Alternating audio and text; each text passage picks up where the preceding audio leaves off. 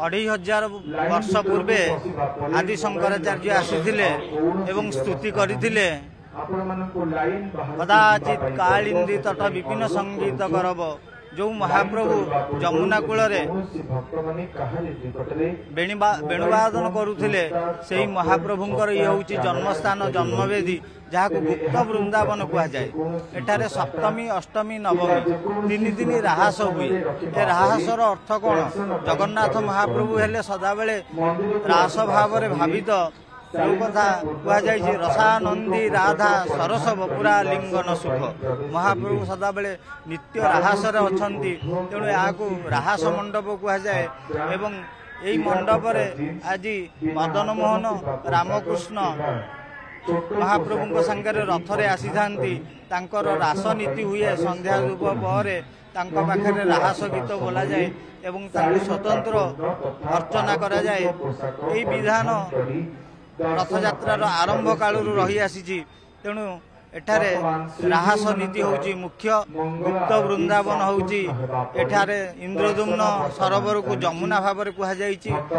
एवं यही परंपरा वर्तमान समय रे टिके दुर्बल हो जाइछि कारण साधारण लोक माने जिनिस को विशेष भाव में जानि पारु नाहंती। किंतु महाप्रभुंकर जन्मवेदी यात्रा रे राहास नीति बहुत आनंददायक नीति अटे। जय श्री जगन्नाथ। पवित्र संध्या दर्शन होची आसंता काली। आज महाप्रभुंकर नीति बहुत सुंदर भाव में सकाळ मंगल आलती सरी भक्त मैंने अति सुंदर भाव दर्शन करुँच।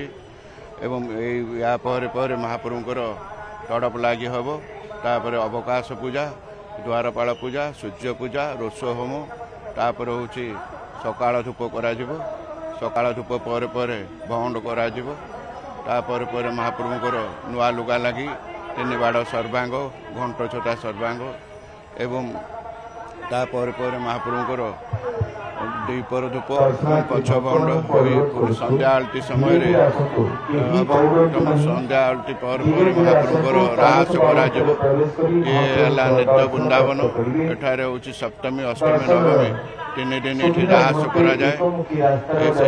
परिप्रेक्षी में गतकाली राहास होता आज राहास हम आसंता काली राहास हम तत्पर दिन बाहुड़ा यात्रा।